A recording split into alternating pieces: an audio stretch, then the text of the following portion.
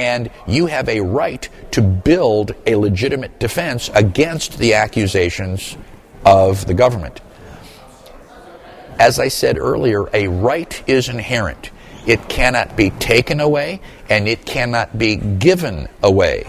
And so on October 17th, 2006, George Bush, as President of the United States, signed an act called the Military Commissions Act, which pretends to eliminate the right to habeas corpus.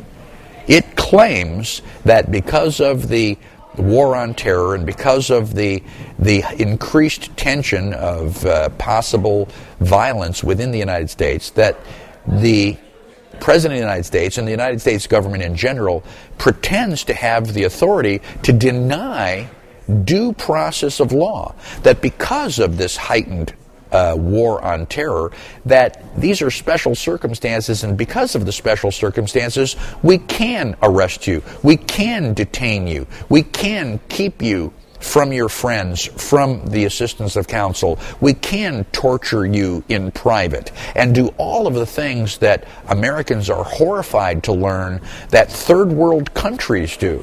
Usually that's the excuse that Americans use for sending our troops to other countries to defend the poor people of a foreign country because their totalitarian dictator has eliminated the right of habeas corpus. They are using star chambers. They are torturing their own people.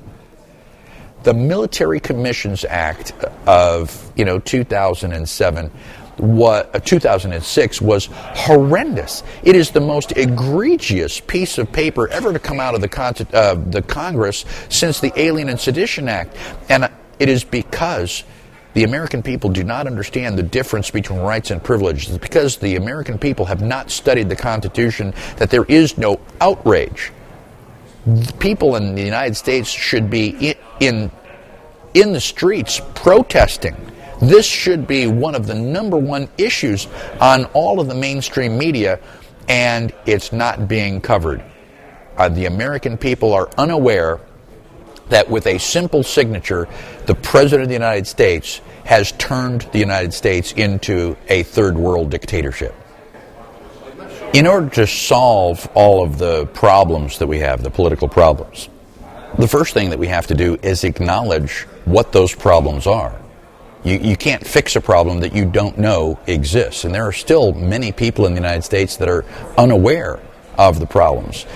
The good news, in a backhanded way, is that the problems are becoming so blatant. The Patriot Act, the Military Commissions Act, the Real ID Act, the North American Union, all of those things are bringing people to awareness that, oh my gosh, there is a problem. The second thing that we need is to understand not only where we are, but where we would like to be. You can't fix the problem until you have an alternative solution. So people really need to learn about the Constitution, to learn what the Founding Fathers were thinking and why they chose a constitutional republic and not socialism. Why did they not choose communism? And one of the best ways to do that would be to find out more. You can visit my website at constitutionpreservation.org to purchase my book, Good to be King, which will give you a beginner's version of what the Constitution is all about. You can also listen to my radio program. I broadcast on We the People radio network, and you can find that at WTPRN.com, and I broadcast from 7 to 9 a.m. Monday through Friday Central Time. And you need to get involved. Once you understand the problem and once you understand what liberty is supposed to look like, then you'll really understand that we need to become active. We need to voice our displeasure, exercise the First Amendment. We need to check the electronic voting machines and go back to paper hand-counted ballots. And we need to participate.